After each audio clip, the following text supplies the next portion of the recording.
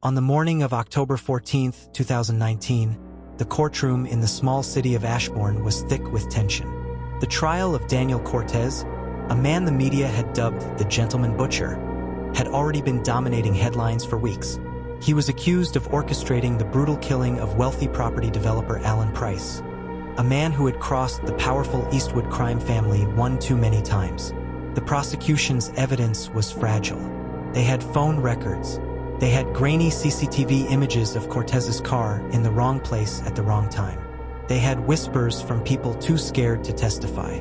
But what they really needed was someone who had seen it happen. They had that someone. Only one person could tie Cortez directly to the murder, and no one outside the prosecution even knew she existed.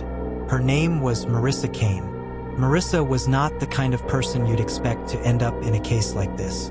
She was 28 years old, worked as a waitress at Billy's Diner, a greasy spoon that stayed open until midnight, and lived alone in a small apartment above a laundromat. Her life was simple.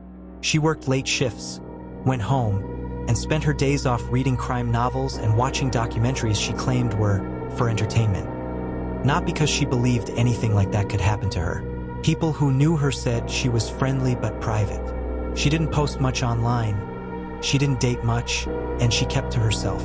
But all of that changed on the night of March 22, 2019. It was a cold, wet night. Rain hammered the diner's windows, blurring the neon sign outside into a red and blue smear. Business was slow. Only a few regulars hunched over their coffee cups.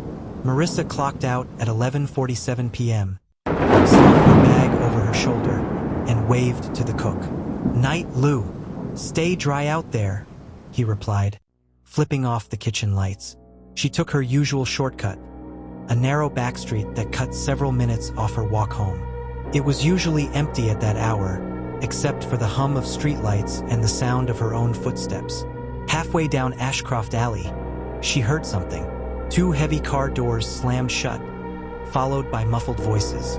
She slowed, listening. One of the voices was deep and controlled, the other rushed, panicked. Curiosity pulled her toward the sound. She stepped carefully to the mouth of the alley and peeked around the corner. Her breath caught in her throat. Two men were struggling to fit what looked like a lifeless body into the trunk of a sleek black sedan. One man gripped the victim's legs while the other shoved from the shoulders. As they shifted the body, the taller man turned slightly toward the lamplight. That's when she saw his face. It was Daniel Cortez. Marissa froze. Everyone in Ashbourne knew Cortez's reputation. He wasn't loud like some criminals. He was clean, polite, always in a suit. But people disappeared around him.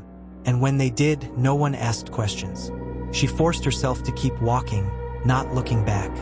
Her heart thudded in her ears all the way home. She didn't tell anyone. Not her co-workers, not her sister. Weeks later, when the body of Alan Price was found in a shallow grave, she knew exactly who had put him there. And when detectives came knocking quietly, she didn't deny what she'd seen.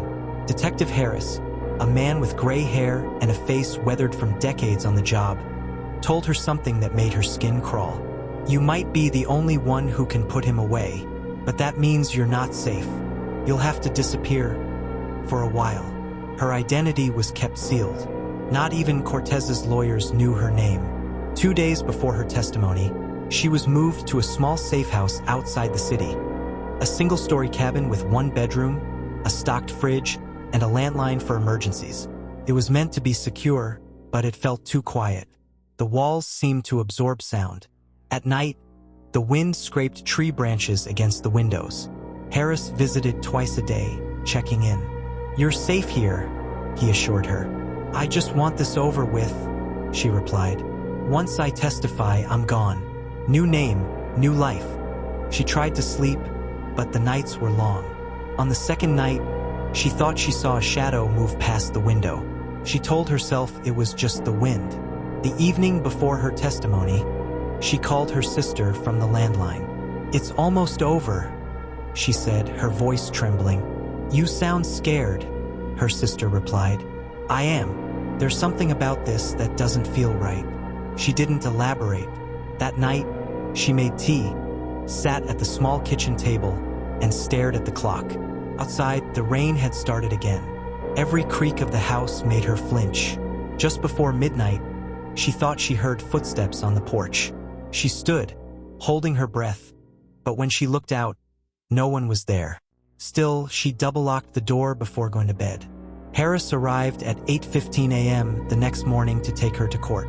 The door was locked from the inside. There were no signs of forced entry, but Marissa was gone.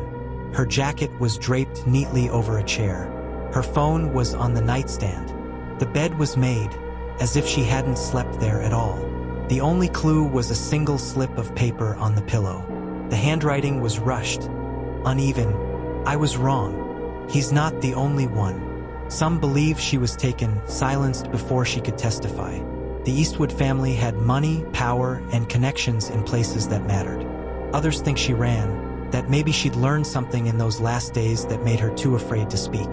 That cryptic note suggested she'd realized the danger wasn't just Cortez, but someone else. There are even whispers that someone inside law enforcement helped her disappear, or made her disappear. Harris himself had enemies. Without her testimony, the case against Cortez collapsed. The jury acquitted him within days. Weeks later, he was back in the city, shaking hands at his favorite cigar lounge, smiling for the cameras as though nothing had happened. Harris retired the next year. Friends said the case haunted him. He never spoke about it publicly. Marissa Kane was never seen again. No bank withdrawals, no credit card activity, no social security records. It was as if she had been erased. 5 years later, a post appeared on an online crime forum. The user claimed to have seen Marissa in a small fishing town 3 states away, thinner, with dyed hair, working under a different name. The post vanished within hours. Whether it was true or just another rumor, no one knows. But in Ashbourne, her name has become a warning, a reminder that sometimes the closer you get to justice, the closer danger gets to you. And if Marissa Kane is still out there, she's learned the same truth everyone in Ashbourne eventually learns. The truth can set you free, but it can also get you killed.